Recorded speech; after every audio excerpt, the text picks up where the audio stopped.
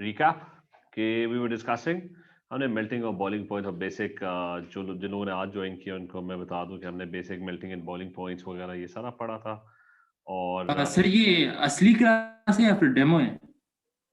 नहीं नहीं अब स्टार्ट तो हो गया, अब लोग ज्वाइन कर रहे होंगे, लेकिन अभी हम पहले चैप्टर के ऊपर ही है। ठीक है, तो ये अब डेमो नहीं है, मतलब सेशन बेसिकली स्टार्ट हो गया। लेकिन वो है कि हम सही। इनिशियल अभी बेसिक टॉपिक्स पढ़ रहे हैं। ठीक है, एक्चुअली डेमो क्लास वही होती है जो स्टार्ट के ना आपके जो इनिशियल टॉपिक्स होते हैं उन्हीं के ऊपर ना वो डेमो क्लासेस हो रही होती हैं। अच्छा, अब हम इससे आगे थोड़ा सा मूव करें and we going to talk about kinetic particle theory से ही रिलेटेड चीज है, and that is cooling and कोई खास इतनी वो भी इतनी कोई कॉम्प्लिकेटेड चीज नहीं है। कूलिंग एंड हीटिंग कर्व्स उसमें भी कुछ खास नहीं है। बस एक सेकेंड रुकना, मैंने board I open the wrong board.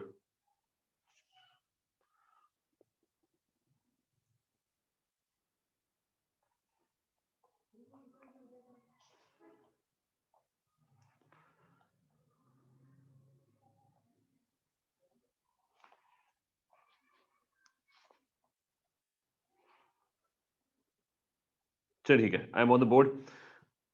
So we going to be discussing cooling and heating curves. वो भी ये मेल्टिंग और बॉइलिंग पॉइंट से रिलेटेड है।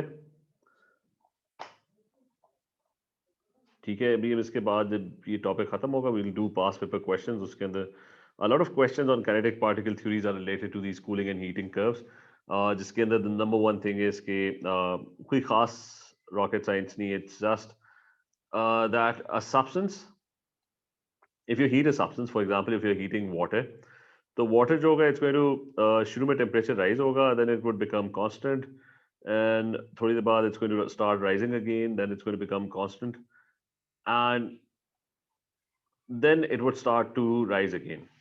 ठीक है, तो वाटर अगर आप हीट करोगे, initially water would be in the state of ice. ठीक है, so right at the beginning it would be in solid, it would be solid ice. और ये जो टेम्परेचर होगा, पहले तो इसका वो कर लें कि this axis is the temperature axis and the other axis is time. ठीक है, कि आपके पास आइस को आपने लिया है एक बीकर के अंदर। ठीक है, so you have these ice cubes, और उसके बीच में you have added a thermometer. ठीक है, so there is this thermometer that has been added to it, और आप टेम्परेचर नोट कर रहे हो और आप उसको हीट किए जा रहे हो। ठीक है, this is referred to as a heating curve. Ice का टेम्परेचर पहले बढ़ेगा, then all of a sudden at one point it would become constant and that would be its melting point. ठीक है, so this is going to be the melting point of ice up here. तो यहां पे क्या चीज हो रही है, यहां पे मेल्टिंग हो रही है, वो आपसे पूछेंगे। जब भी स्टेट चेंज हो रही होती है, जब भी स्टेट चेंज हो रही होती है, तो सब्सटेंस जो होता है that it's melting point, it's boiling point, its temperature becomes constant. तो तब तक जब तक वो मेल्ट हो रहा होगा टेम्परेचर वुड नॉट चेंज। फिर वो लिक्विड स्टेट में आ जाएगा, तो और उसके बाद this would be the boiling point. Just hold on one second.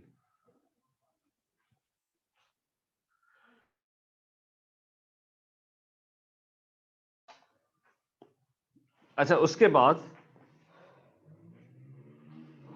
This is going to be the boiling point, और ये वाला जो पॉइंट होगा दैट वुड बी गैस, और यहां पे क्या हो रहा है, दिस इज बॉइलिंग। अच्छा, so you have melting happening, you have boiling happening, and this is going to be how your curve looks. इस पे एक क्वेश्चन तो ये भी आएगा कि मेल्टिंग के टाइम पे why does the temperature not change? Why doesn't temperature? Just one second, एक second.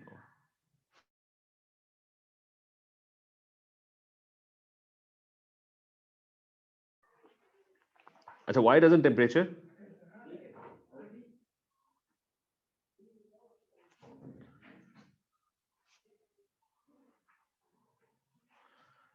not change when state changes. ठीक है, this is going to be frequently asked. उसकी रीजन ये कि let's say ice थी, ice के अंदर particles are solid and they're all tightly packed. मतलब वाटर के मॉलिक्यूल्स ना सारे आपस में जुड़े हुए हैं. वाटर के मॉलिक्यूल्स के पास they don't have a lot of energy. उनकी जो intermolecular forces है या forces of attraction है between the particles, they are keeping them tightly held together, so they're tightly packed. Particles जो होंगे they would start to vibrate. जब आप उसको हीट करना शुरू करोगे, this particle would start to vibrate. Eventually it would start gaining energy. और किस फॉर्म में एनर्जी गेन करेगा? Kinetic energy. ठीक है. So temperature, remember, is a measure of the kinetic energy of the particles. अच्छा, तो इशू ये है कि when the state changes, why doesn't temperature change? कि आप one second. अच्छा, so why doesn't temperature change when the state changes?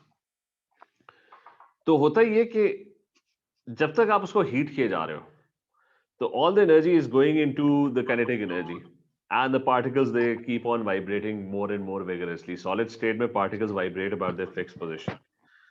This particle would not be able to leave its place. बाकी particles उसको खींच के पकड़ के रखा हुआ है, and they would vibrate.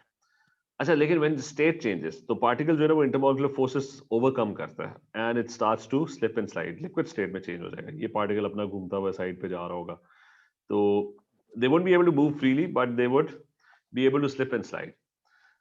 So what happens is when a state changes, ठीक है, whenever state changes,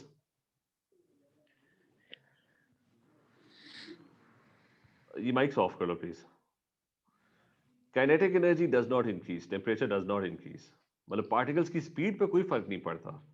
What actually happens is kinetic energy does not increase as energy is used to break the intermolecular forces.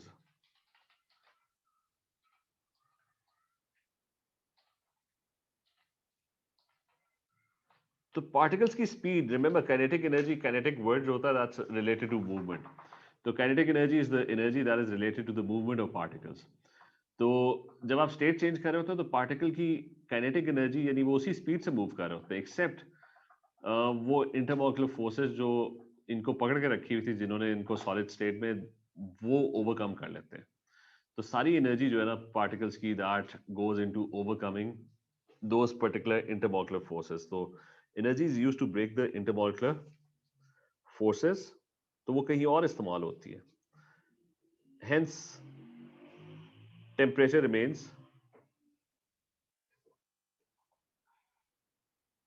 constant. ठीक है, is this clear? So can you please explain this statement? कि last वाला? हाँ, when state changes ये वाला. ठीक है, वो मैं एक्सप्लेन कर रहा था कि सॉलिड स्टेट के अंदर क्या होता है, पार्टिकल्स किस तरह बिहेव करते हैं. They move about their fixed position, right? Yes sir. तो दे बेसिकली वाइब्रेट, तो वो टू एंड फ्रो वाइब्रेट कर रहा होगा, वो ज्यादा मूव नहीं कर सकता सॉलिड स्टेट के अंदर, राइट? सो अच्छा, जब आप उसको हीट करते रहोगे तो क्या होगा, उसकी मूवमेंट और विगरस होती जाएगी. ठीक है, वो और रैपिडली आगे पीछे टू एंड फ्रो मूव करता रहेगा, लेकिन it won't be able to leave its place क्योंकि इट्स सॉलिड स्टेट. ठीक है, सारे पार्टिकल्स ने एक दूसरे को पकड़ के रखा हुआ है, there is strong force of attraction. तो जब टेम्परेचर बढ़ रहा होता है, मतलब जब आप आइस को हीट कर रहे होते हो, why is the temperature increasing? क्योंकि temperature is the measure of the kinetic energy. तो पार्टिकल ज्यादा तेजी से मूव कर रहा है ना, ऑल्दो वो उधर ही मूव कर रहा है, वाइब्रेट कर रहा है अबाउट इट्स फिक्स्ड पोजीशन, लेकिन उसकी काइनेटिक एनर्जी तो बढ़ती जा रही है ना, because it's moving more vigorously now. तो टेम्परेचर इंक्रीज होगा ना. ठीक है, is this clear? Yes sir. अच्छा, फिर स्टेट चेंज होने में टेम्परेचर इंक्रीज होना क्यों बंद हो जाता है? क्योंकि अब आप पार्टिकल्स की जो मूवमेंट वाली स्पीड है ना, वो आप इंक्रीज नहीं कर रहे. What the particle is doing is कि वो जितनी भी एनर्जी उसने गेन की है ना, वो एनर्जी यूज करता हुआ ये पार्टिकल्स ने एक दूसरे को पकड़ा हुआ. Let's say these are these imaginary attractive forces, ठीक है, which are keeping them together. तो पार्टिकल अब इतना एनर्जेटिक हो गया कि that it's breaking those intermolecular forces so that it can move freely. Liquid state में particles move freely, slip and slide over one another, ठीक है, रैंडमली. तो अब एनर्जी कहाँ पे यूज हो रही है? Energy is not going towards kinetic energy, energy is not going towards the movement of the particles, ठीक है, उनकी स्पीड नहीं बढ़ी। What's happening is energy is being used to break the intermolecular forces. तो अगर पार्टिकल की speed वही रहती है तो टेम्परेचर रिमेन्स तो कांस्टेंट। यस, इससे पहले काइनेटिक एनर्जी में यूज हो रही थी एनर्जी, मतलब हाँ, मतलब पार्टिकल्स पहले और विगरसली वाइब्रेट किया जा रहा था ना, तो काइनेटिक एनर्जी मूवमेंट की एनर्जी अच्छा, होती है, तो वो बढ़ती जा रही थी। ठीक है। तो हाँ, आइस का टेम्परेचर इंक्रीज होता जा रहा था, ठीक है। तो रिमेंबर टेम्परेचर जो है ना, yes. That measures kinetic energy. लेकिन मेल्ट होते हुए टेम्परेचर क्यों नहीं बढ़ा था? क्योंकि काइनेटिक एनर्जी कांस्टेंट हो गई थी, क्योंकि मेल्ट होते हुए पार्टिकल की speed remains exactly the same. बस वो है कि उसने ना अब वो जो जितनी भी एनर्जी उसने गेन की है ना, जब वो मेल्ट या बॉयल हो रहा होता है, वो ये जो अट्रैक्टिव फोर्सेस है ना, जो मैंने ब्लू में ड्रॉ की हुई है यहाँ पे, उनको ब्रेक करने में वो जो बहुत स्ट्रॉन्ग अट्रैक्टिव फोर्सेस थी, क्योंकि अब पार्टिकल बड़ा एनर्जेटिक हो गया, पहले वाइब्रेट किया जा रहा था, but now it has become very energetic, तो now it's capable of overcoming those attractive forces. तो सारी की सारी एनर्जी जो है ना, वो जो उनके आपस में बॉन्ड्स है, इंटरमॉलिक्यूलर फोर्सेस हैं, वो तोड़ने में यूज हो रही है। Because of that the temperature remains constant, क्योंकि उनकी पार्टिकल्स की स्पीड वही रह रही है। So hence, whenever a change of state happens, the temperature does not change, क्योंकि the particle's kinetic energy does not change. बाकी लोग clear है? Is this clear? यस बात is सर। this? ठीक है। Yes, sir. Yes, sir. Yes, sir, clear.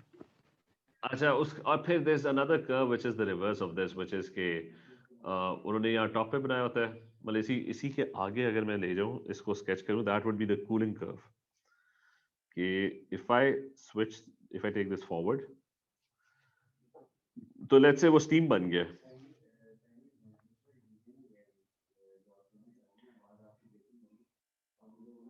अच्छा, तो वो वापस नीचे आने लग जाएगा टेम्परेचर, और टेम्परेचर उसी ग्राफ को फॉलो करेगा। टेम्परेचर इज ड्रॉपिंग नाउ, तो that's your cooling curve now.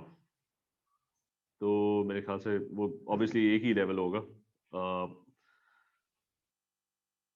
तो now this is where condensation is happening, क्योंकि यहाँ पे वो स्टीम था।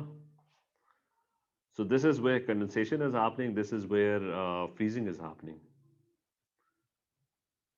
ये पॉइंट्स वही है, मेरा शायद लेवल इक्वल ना हो, लेकिन दीज टू पॉइंट्स, ये दोनों points almost, I mean they are pretty much the same point, ठीक है।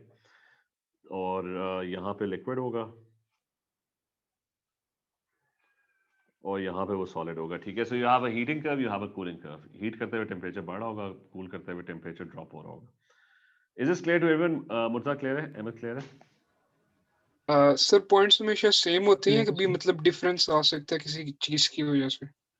नहीं, वो हमने पढ़ा था कि ये हमने कल पढ़ा था प्योरिटी ऑफ सब्सटेंस, राइट, कि अगर प्योर सब्सटेंस है ना, फिर तो वो फिक्स्ड है, ठीक है। ठीक है। लेकिन अगर इम्प्योर होगा तो it's going to be a range of temperature. और स्पेसिफिकली एक का याद रखना है वाटर का, कि वाटर में if you add something, specially a salt, ठीक है, जैसे NaCl ऐड कर दिए, और एनी सॉल्ट, तो वाटर का जो मेल्टिंग पॉइंट होता है, पहले तो वो 0 डिग्री सेंटीग्रेड पे फिक्स्ड होता है और बॉइलिंग पॉइंट 100 पे फिक्स्ड होता है। But yes.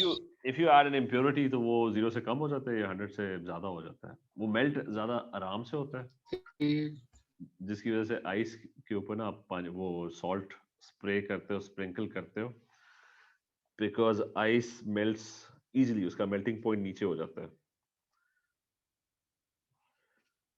Now the next thing is diffusion or diffusion.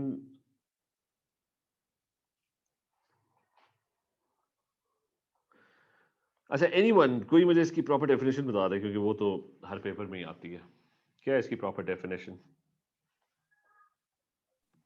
Random motion of particles. The movement of particle from higher concentration to lower concentration. ठीक है, it's the movement of particles. Actually दोनों को मिला के लिखना पड़ेगा, तब वो पूरा आंसर बनेगा। Movement of particles from a region of higher concentration to a region of पता सबको होता है डिफ्यूजन का, लेकिन जब ये डेफिनेशंस, असल सारा मसला ये जस्ट पेपर के अंदर मार्क्स लेने के लिए you must learn to answer properly, ठीक है। ये सबसे बड़ी वीकनेस है, खासतौर पे लाइक बच्चों की, क्योंकि हर किसी को पता होता है कॉन्सेप्ट भी, मतलब पढ़ा होता है किताबों में और कुछ लोगों को बड़ा अच्छा आता है, लेकिन they not able to express their answers properly. तो वो कहते हैं कि जी पेपर बड़ा आसान था, बड़ा अच्छा है, हुआ है, और एंड में जाके ना रिजल्ट आता है तो बी आता है। तो इस पे बड़ा फोकस करना है। So it's the movement of particles from a region of higher concentration. और ये मैं इसलिए बार बार कह रहा हूँ क्योंकि people just don't focus on this. वो कहते हैं कि जी अच्छा चलो मोल्स आ गए हमें, और हर क्वेश्चन वो सॉल्व भी कर लेता है रफ के अंदर, लेकिन नीटली जब एक्चुअल पेपर के अंदर आपको आंसर्स लिखने पड़ते हैं, प्रॉपरली वर्किंग शो करनी पड़ती है, उसकी कभी प्रैक्टिस ही नहीं की होती। तो इसलिए मेक श्योर कि आप ना इस पहले से ना आदत, इवन रफ के अंदर भी ना, अगर कोई आप आंसर कर रहे हो ना, उसको प्रॉपरली ऐसा लिखो कि पेपर जैसा पेपर के अंदर आंसर करना है। As a movement of particles from a region of higher concentration to a region of lower concentration due to random movement of particles.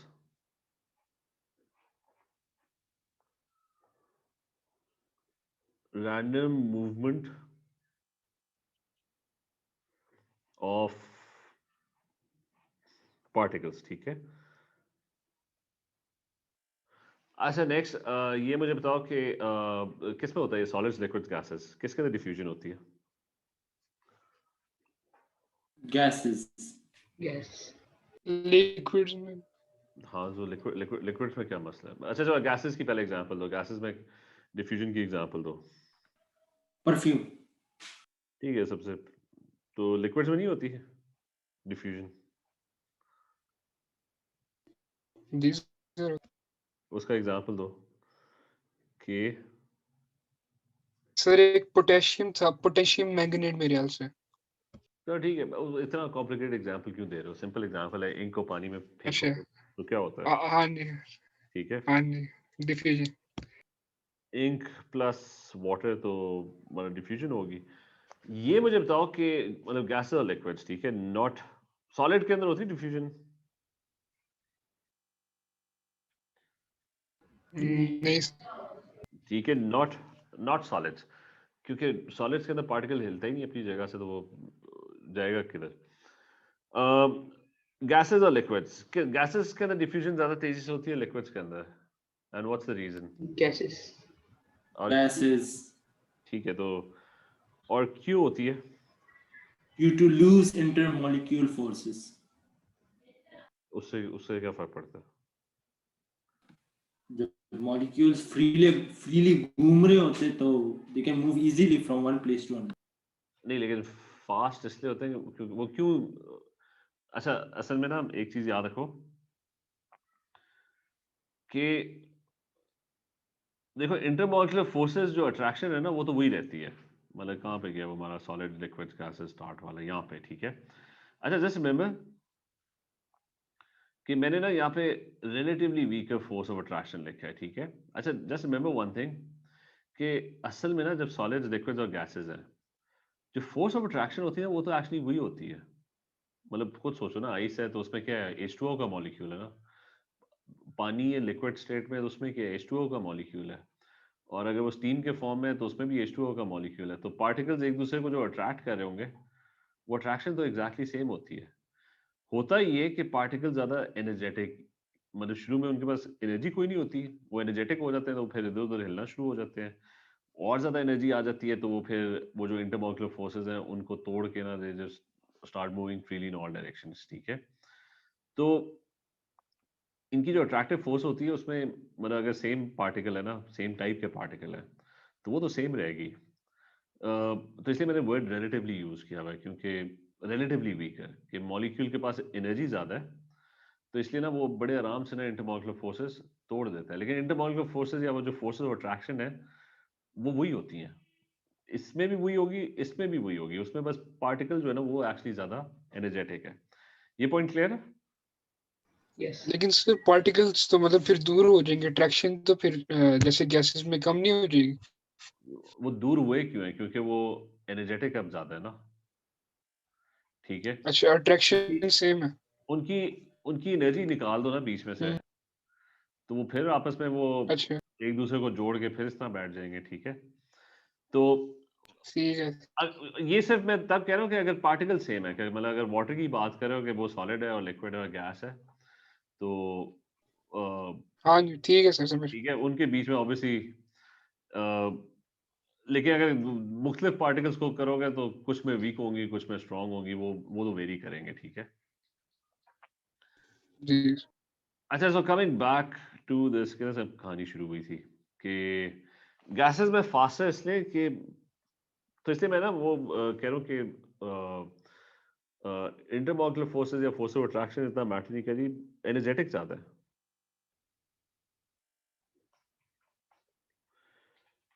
तो वो ज्यादा स्पीड में मूव कर रहे हैं, बल्कि मोर एनर्जी भी वो लिखनी है काइनेटिक एनर्जी, कि उनकी वेलोसिटी ज्यादा है। और तो परफ्यूम को आप एक कोने में रूम में स्प्रे करते हो तो दूसरी साइड पे एकदम से आपको स्मेल आती है, लेकिन इनको पानी में डालो ना तो थोड़ा टाइम लगता है। तो वो इंक फैल तो रही होती है, लेकिन बड़ा आराम आराम से फैल रही होती है, so slower, because particles have less Kinetic energy. Kinetic energy, ठीक है। अच्छा, the other thing is कि ये movement from region of higher concentration to region of lower concentration, उसकी वजह क्या है? उसकी एक्चुअली कोई ख़ास वजह नहीं है। वो ये कि अगर आपके पार्टिकल्स मूव कर रहे हैं, मतलब वो एनर्जेटिक हैं और वो मूव कर रहे हैं, कि मैंने परफ्यूम इधर कोने में फेंका है और वो मूव कर रहे हैं, तो उनको नहीं पता कि उन्होंने, मतलब यहाँ पे वो हायर कॉन्सेंट्रेशन में है, ठीक है। हायर कॉन्सेंट्रेशन का मतलब है कि सारे करीब करीब में जुड़े हुए हैं, ठीक है। और यहाँ पे वो है ही नहीं, तो लोअर कॉन्सेंट्रेशन है, तो उन्हें नहीं पता कि उन्होंने उधर मूव करना है, वो तो बस रैंडमली मूव कर रहे हैं कि ये पार्टिकल इधर से दीवार को हिट करके घूमता हुआ कहीं उधर जा रहा है, ये पार्टिकल अपनी मर्जी से घूमता हुआ इधर उधर टक्कर मारता हुआ उधर जा रहा है, ठीक है। So they all just randomly moving around, तो इवेंचुअली क्या होगा, वो फैल जाएंगे ना। तो अच्छा, तो eventually what would happen is कि the particles would get distributed throughout the containers and they would keep on moving, ये घूमता हुआ इधर हिट किया, इधर हिट किया, कहीं पहुंच गया, ठीक है। so there is no reason except कि because they are randomly moving around, तो वो एक जगह पे टिक के बैठेंगी नहीं, वो तो फैल जाएंगे, and that is what happens, ठीक है। इंक का भी यही होता है कि इंक को पानी में फेंको तो इंक के वो जो पार्टिकल्स हैं वो एक जगह पे बैठेंगे नहीं, और एंड रिजल्ट यही होगा कि वो सारे डिस्ट्रीब्यूट हो जाएंगे, ठीक है। सो दिस इज व्हाट्स हैपनिंग। अच्छा, डिफ्यूजन के फैक्टर्स बताओ, किन किन चीजों पर डिपेंड करता है डिफ्यूजन? Sir, Temperature, temperature. तो ठीक है, तो first one is temperature. surface area,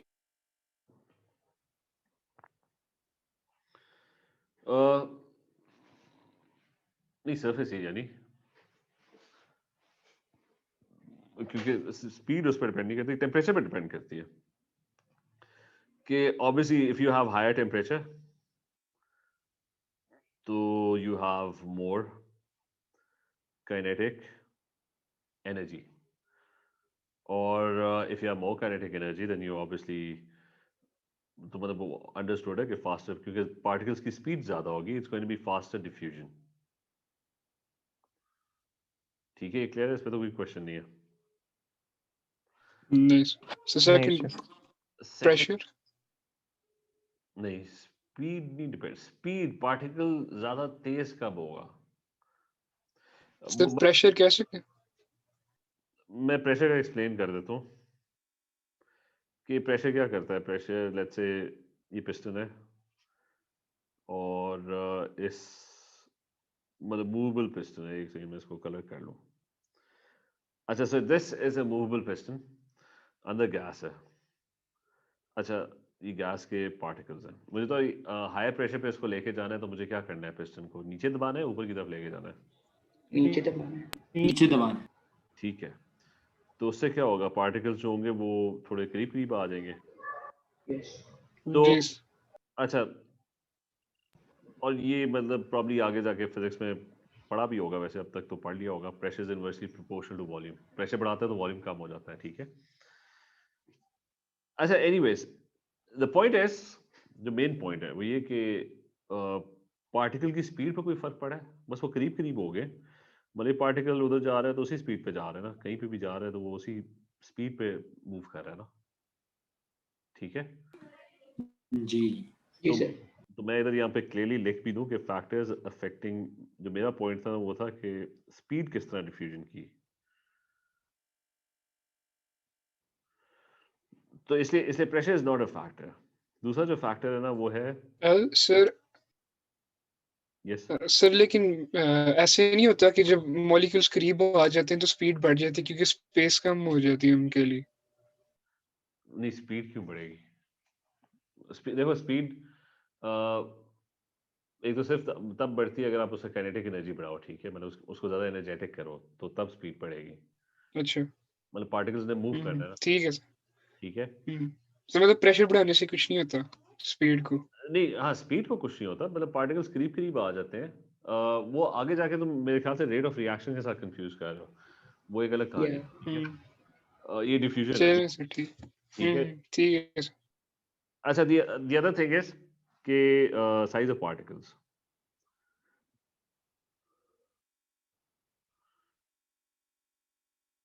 size of particles में है कि जो लाइट पार्टिकल है ना, तो जस्ट 1 मिनट अजान हो जाए पहले, ठीक है। जी सर।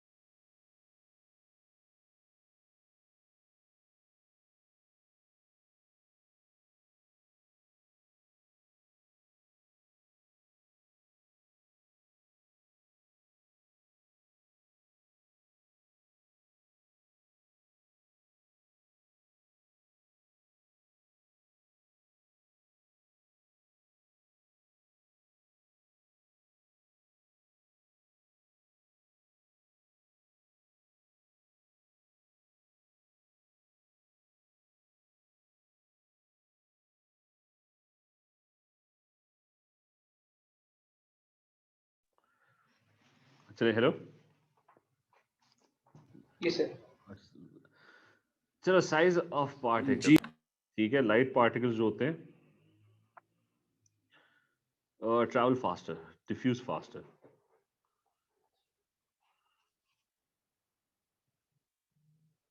ठीक है, डिफ्यूज अलॉट फास्टर, जितना लाइट पार्टिकल होगा उतना फास्ट वो मूव करेगा, और मास उसकी पता कैसा लगेगी, तो मास ऑफ पार्टिकल्स जो होते हैं वो उसकी मॉलिक्यूलर मास या फिर उसकी एटॉमिक मास से पता लग जाता है, मास ऑफ पार्टिकल। तो आपको डिफरेंट पार्टिकल, अब अभी तो हम पार्टिकल पार्टिकल कर रहे हैं, लेकिन ऑब्वियसली उन पार्टिकल्स का कोई फॉर्मूला है, कोई मतलब कोई उनका कोई एटम्स मिल के बॉन्ड करके वो पार्टिकल बने होंगे, ठीक है। तो size of particle can be found by just looking at the AR और MR। तो AR MR के साथ निकाल दिया, फॉर एग्जांपल वाटर का मॉलिक्यूल है, तो वैसे तो आना चाहिए अभी तक, लेकिन मैं साथ ही एक second just quickly open a periodic table, और एक पीरियोडिक टेबल हमेशा अपने पास रखो। अच्छा, सो this is your periodic table, जो कि सीधा हो गया, अब सीधा हो गया। अच्छा, वाटर ऑक्सीजन की, रिमेंबर बड़ा वाला जो नंबर है ये हमेशा मास होती है, ठीक है, एटॉमिक मास।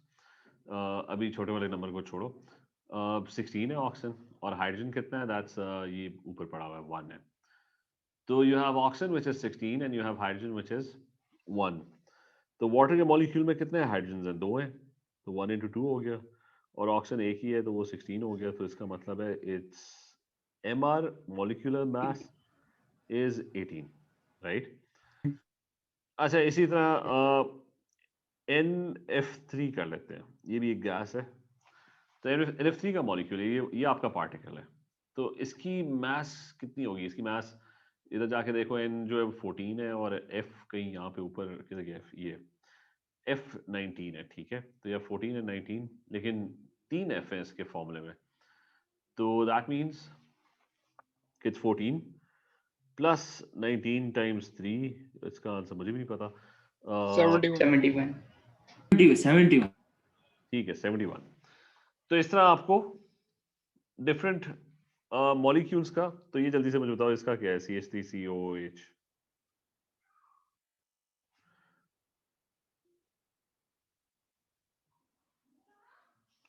मतलब वो मैं बता देता हूँ, C12 होता है, फिर के 3H है,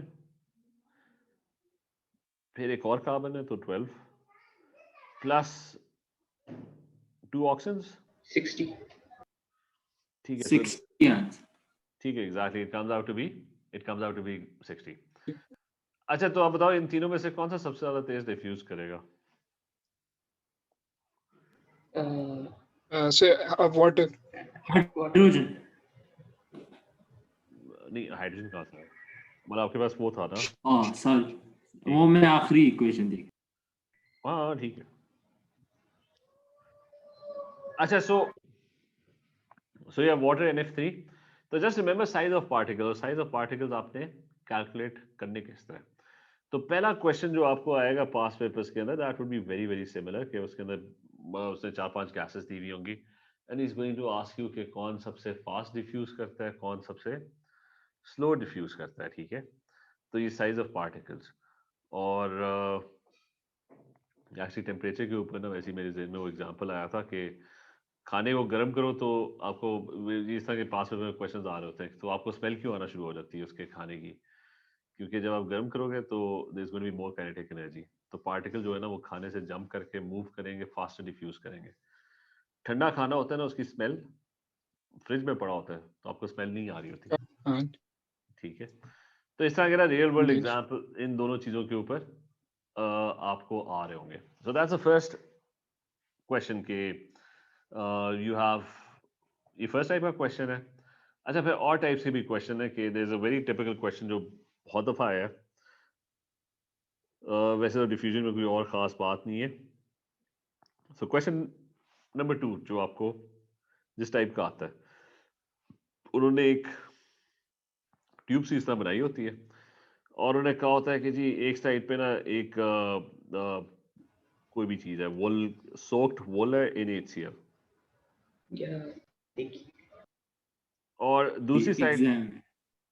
अच्छा दूसरी साइड पे there is let's say CH3 NH2, ठीक है। ये तो मैं अपनी तरफ से क्वेश्चन बना रहा हूँ, लेकिन इस तरह के पास पेपर में बहुत क्वेश्चंस आए हुए हैं, और वो कह रहे हैं कि जी ये दोनों रिएक्ट करते हैं, इनका रिएक्शन होता है, ठीक है। और उन्होंने एक इक्वेशन भी दी हुई है, एंड दे आर सेइंग कि ये दोनों रिएक्ट करते हैं and they and up forming a white substance which is CH3 NH3 and Cl, ठीक है। वो कह रहे हैं कि ये वाइट सब्सटेंस बनता है, and they're saying कि white substance किस जगह पे बनेगा, and they've given you, let's say they've given you 3 points, there's A, there's B and there's C. तो एग्जैक्ट क्या मिडिल में बनेगा, थोड़ा राइट साइड पे बनेगा, या थोड़ा लेफ्ट साइड पे बनेगा? किस तरह पता लगेगा? ये मेरे HCl के पार्टिकल्स हैं और ये दूसरी साइड पे CH3NH2 के पार्टिकल्स हैं। ये डिफ्यूज करते हुए उस साइड पे जा रहे होंगे, ये डिफ्यूज करते हुए इस साइड पे जा रहे होंगे। पहले तो ये डिसाइड करना है कौन ज्यादा तेजी से डिफ्यूज करेगा। तो कोई मुझे बता दे HCl की वो क्या है, मास क्या है, पार्टिकल? सर 36.5। ठीक है, सो दिस इज 36.5।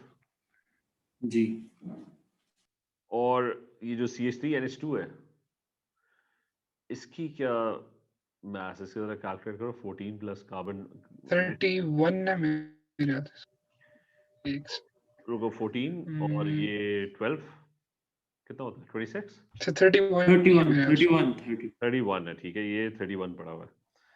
अब बताओ कि कहाँ में मिलेंगे ये? ए में मिलेगा, बी में मिलेगा, सी पे? सी पे। से। ठीक है, एग्जैक्टली सी पे मिलेगा। क्यों? क्योंकि ये थोड़ा ज्यादा तेज ट्रैवल करेगा, ठीक है, वो थोड़ा स्लो ट्रैवल करेगा। तो you get a lot of questions like these. Sir हाँ जी। एक क्वेश्चन है सर, वो कभी कभार पास पेपर में ये भी दे देते हैं कि सेम एग्जांपल, लेकिन वो बोलते हैं कि ये ज़्यादा मतलब फास्टर ट्रैवल करेगा, तो कहाँ पे बनेगा? ऐसे भी होता है। तो नहीं, वही क्वेश्चन है ना। नहीं पहले, लेकिन पहले से दे देते हैं। अच्छा, फिर तो काम ही आसान हो गया ना, अगर उसने पहले से दे दिया फिर तो और भी आसान हो गया। हाँ जी। ठीक है, मतलब यही क्वेश्चन होता है, अब उसकी बस वेरिएशंस आती रहेंगी, ठीक है वो, लेकिन ठीक है। मेन क्वेश्चन इसी तरह का होगा। फिर क्वेश्चन नंबर 3 पे आ जाओ कि क्वेश्चन नंबर 3 जो थर्ड टाइप का क्वेश्चन होता है, उसके अंदर व्हाट्स गिवन इज, वो एक पोरस स्पॉट वाला क्वेश्चन होता है कि उसके अंदर ना वो कहते हैं कि जी ये उल्टा बीकर पड़ा हुआ है एंड बीच में ना देयर इज अ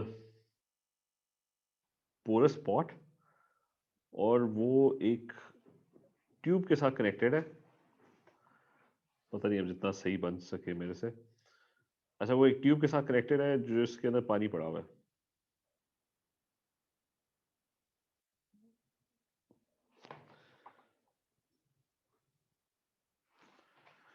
ठीक है, ये है, मतलब इस तरह के काफी वो देखे होंगे। ये इसके अंदर ना पानी,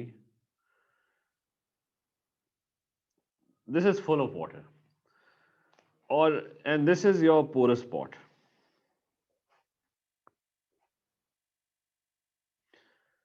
पोरस स्पॉट का मतलब है कि गैसेस जो है ना वो इसके अंदर से बाहर भी जा सकती हैं और बाहर से अंदर भी आ सकती हैं। तो व्हाट दिस सेज कि बीकर के बाहर ना हाइड्रोजन गैस पड़ी हुई है।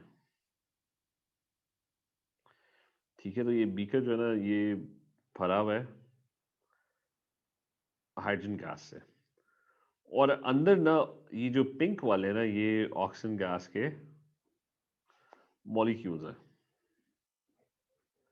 और मैं ऑक्सीजन जो होता है वो 32 होता है, हाइड्रोजन जो होता है ना वो 2 होता है, क्योंकि हाइड्रोजन 1 होता है। अच्छा, सो द क्वेश्चन इज, इस वाटर लेवल को क्या होगा?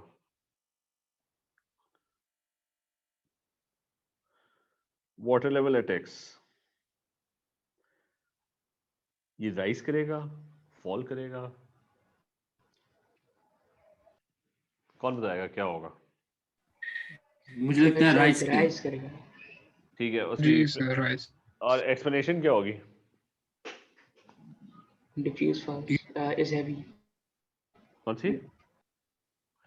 और ये याद रखो, एक सेकंड, ये मैं बता दूं कि ये ओपन है, ठीक है, यहाँ से मतलब ये गैसेस जो है ना इसके अंदर जा सकती हैं, ठीक है। अच्छा, ये due reason, to the pressure of gases the level of X rises. तो लेकिन क्यों प्रेशर क्यों बन रहा है? मतलब यहाँ पे तो सर वो H2 फॉर्म हो रहा है, ना कुछ नहीं फॉर्म हो फिर रहा हाइड रही है, वो पुश कर रही है। है। हाँ, डिफ्यूजन से इसका ताल्लुक है, मैं पे एक्सप्लेन कर रहा हूँ कि व्हाट्स हैपनिंग जी इज सर समझा। कि हाइड्रोजन गैस ज्यादा तेजी से, अच्छा हाइड्रोजन गैस बाहर पड़ी है ना यहाँ पे, तो वो डिफ्यूज होके अंदर आने की कोशिश करेगी। मतलब हाइड्रोजन गैस के पार्टिकल जो है ना वो पोरस स्पॉट से मतलब particles move from a region of higher concentration to a region of, मतलब वो पार्टिकल्स मूव करते हुए अंदर आने की कोशिश करेंगे ना। जी।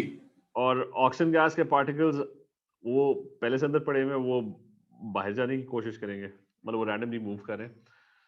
तो ऑक्सीजन गैस के पार्टिकल्स बाहर जाने की कोशिश करेंगे और हाइड्रोजन गैस के पार्टिकल्स अंदर आने की कोशिश करेंगे। कौन ज्यादा तेजी से डिफ्यूज करेगा, किसकी स्पीड ज्यादा? हाइड्रोजन। हाइड्रोजन की स्पीड ज्यादा है ना। तो ऑक्सीजन बाहर जा रहा होगा, हाइड्रोजन अंदर आने की कोशिश, लेकिन हाइड्रोजन की स्पीड ज्यादा है तो हाइड्रोजन थोड़ी कुछ ज्यादा स्पीड में अंदर आ रहा होगा। तो उससे क्या होगा, ये पोरस स्पॉट के अंदर गैस के पार्टिकल्स बड़े ज्यादा हो जाएंगे। गैस के पार्टिकल्स ज्यादा होंगे तो वो बाकी गैसेस के वो सारे नीचे पुश होना शुरू हो जाएंगे। तो क्योंकि हाइड्रोजन की स्पीड बड़ी ज्यादा होगी, वो बड़ी तेजी से अंदर आएगा।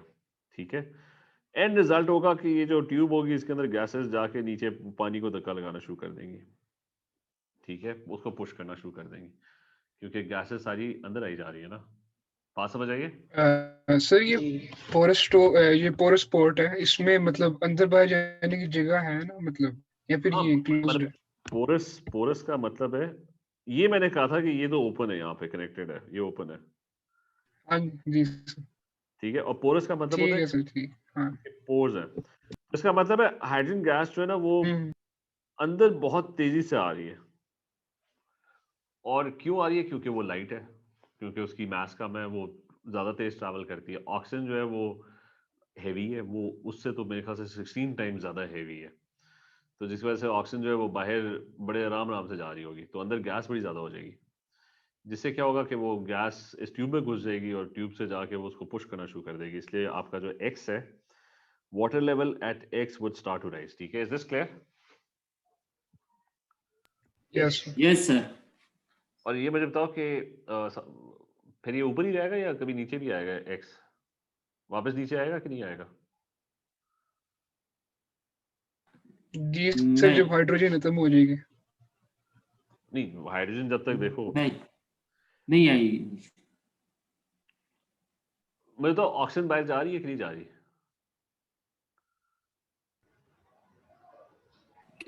किधर बाहर अ, सर? नहीं, पोरस स्पॉट से बाहर ना, डिफ्यूज आउट हाँ हो जा रही जी है। जी जा। जी जा हाँ जी हाँ। लेकिन आराम स्लोली जा रही है ना, क्योंकि उसकी मास कम है, मास ज्यादा है तो वो स्लो ट्रैवल करती है। Yes yes. तो लेकिन थोड़े टाइम के बाद, लेट्स से घंटा लगा लो, 1 घंटे बाद ऑक्सीजन ने बाहर एस्केप कर जाना है। बस वो जल्दी नहीं करी, आराम आराम से करी है। और गैस, अमाउंट ऑफ गैस जो होगी पोरस स्पॉट में वो वापस नॉर्मल हो जाएगी। वो शुरू में ना, तो मैं फिर से एक्सप्लेन कर दूं, शुरू के अंदर ऑक्सीजन गैस अंदर थी और हाइड्रोजन गैस बाहर थी। ठीक है, जी तो वही है कि स्टार्ट के अंदर हाइड्रोजन गैस तो बड़ी तेजी से ट्रैवल करती है, तो वो तो एकदम से अंदर डिफ्यूज होना शुरू होगी। तो बिल्कुल इनिशियली एकदम से पोरस स्पॉट के अंदर गैस ज्यादा होगी और वो गैस के पार्टिकल जाके इसको पुश किया और वाटर लेवल ऊपर हो गया। लेकिन ऑक्सीजन गैस तो बाहर जा रही है ना, बस स्लोली जा रही है। और लेट्स से वो 1 घंटे बाद अगर वो पोरस स्पॉट से बाहर चली जाएगी तो वो प्रेशर यहाँ पे फिर से कम हो जाएगा ना, और ये वाटर लेवल वापस आ जाएगा। कि मतलब ऑक्सीजन गैस अगर आहिस्ता आहिस्ता बाहर निकलती जा रही है तो मतलब इधर पार्टिकल्स फिर से कम हो जाएंगे जो उसको पुश कर रहे होंगे, तो वाटर लेवल वापस नीचे आ जाएगा। ये बात समझ आइए? जी आई यस सर। ठीक है, तो सिर्फ वो जो स्टार्ट में ना, जैसे ही आपने पोरस स्पॉट अंदर डाला होगा ना, उस पॉइंट पे ना ये अंदर पोरस स्पॉट के ना गैस बहुत ज्यादा भर जाएगी। ठीक है, लेकिन वो फिर बाकी जो दूसरी गैस है वो स्लोली आराम आराम से बाहर डिफ्यूज करती रहेगी। तो इसकी एक्सप्लेनेशन लिख लेते हैं कि इनिशियली, और ये पूरी एक्सप्लेनेशन वो मांगेंगे, एक्सप्लेन करो ये सारा, मतलब आया हुआ है क्वेश्चन पास पेपर में। तो initially hydrogen diffuses faster into the porous spot at a faster rate। ठीक है,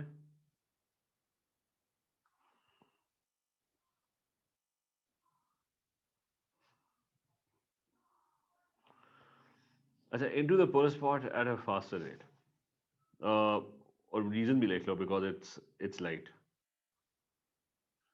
या इट हैज लेसर एमआर। थोड़ा रिमेंबर आंसर करते हुए केमिस्ट्री की बातें, टर्म्स वगैरह बीच में डाल दो। ठीक है, वो डालना मस्ट है Okay. Because it has lesser MR. मतलब खाली लाइट, रिमेंबर ये इंग्लिश का पेपर नहीं है, लाइट मतलब बात तो एक ही है, अगर आप लाइट ये लिख दो कि वो लाइट है, लेकिन आप केमिस्ट्री का पेपर दे रहे हो तो उसमें केमिस्ट्री की टर्म्स वगैरह बीच में आंसर में डालनी है, ठीक है। अच्छा, so pressure builds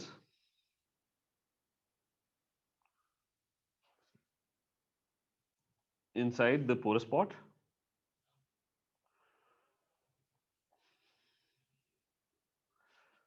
which pushes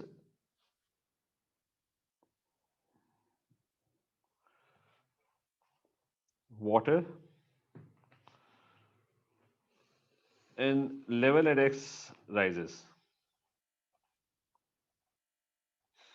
sir जब हाइड्रोजन जाएगी पोरस स्पॉट में हाँ, तो ऑक्सीजन कंप्लीटली बाहर आ जाएगी। शुरू में तो नहीं आएगी, ऑक्सीजन तो मूव भी बड़ा स्लोली कर रही है ना। हम्म, और ठीक कंप्लीट अच्छा, और कंप्लीटली बाहर नहीं आएगी। डिफ्यूजन का मतलब होता है कि वो स्प्रेड आउट कर जाते हैं। मतलब ये होगा कि हम्म, कि इस पार्टिकल को थोड़ा अंदर ही डाल दे। मतलब डिफ्यूजन का प्रोसेस जो होता है उसमें होता है कि वो हाँ, एक जगह पे इकट्ठे होने की बजाय वो स्प्रेड आउट कर जाते हैं, ठीक है। जी समझ तो वो इवनली मिक्स जी। हो जाएंगे। अच्छा, दूसरी बात भी जल्दी से लिख लें, कोई और क्लास तो नहीं स्केड्यूल्ड अभी? नहीं सर 9 PM। अच्छा चलो, ये मैं जल्दी से लिख लूँ कि दूसरी वाली बात कि आफ्टर सम टाइम, क्योंकि ऑक्सीजन स्लो है, टाइम ले रही है बाहर जाने में, after some time oxygen slowly diffuses out of the porous spot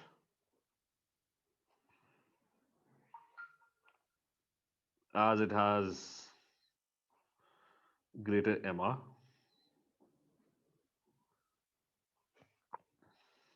So pressure decreases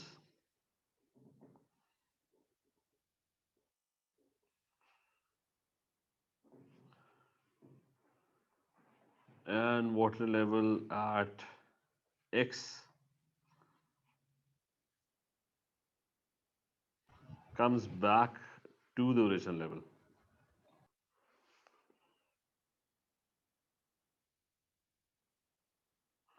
तो वो आपका वापस आ गया, ठीक है, दैट्स इट। तो ये हमने तीनों टाइप के क्वेश्चंस, एक चीज़ रह गई है वो हम उसका सेपरेशन टेक्निक से वैसे ज़्यादा ताल्लुक है वो, लेकिन हम इसके साथ ही डिफ्यूजन के साथ ही कर लेंगे, ठीक है, नेक्स्ट क्लास में। चलिए ठीक है, कोई क्वेश्चन है किसी का?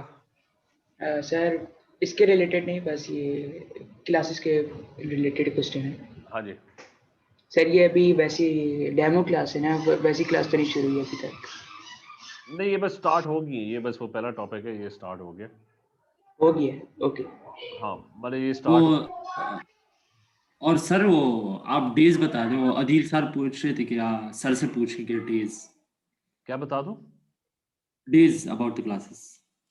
अच्छा, डेज ये यूजुअली मंडे टू थर्सडे होती हैं, लेकिन अब क्योंकि एग्ज़ाम सीज़न आ गया तो ये Monday to Thursday 4 classes per week तो चल रही होंगी, और सही। प्लस अब ऑब्वियसली एक्स्ट्रा क्लासेस भी होंगी, फ्राइडे सैटरडे को कभी हो जाएगी 2 घंटे की, ठीक है, वो इस तरह चलती रहेंगी, जिसके अंदर हम और मज़ीद पास पेपर की प्रैक्टिस होगी, ठीक है टाइमिंग सही। यही है? जी। टाइमिंग यही होंगी या रीशेड्यूल होंगी? अभी तो टाइमिंग यही है, लेकिन वो रीस्केड्यूल हो सकती है, ओके।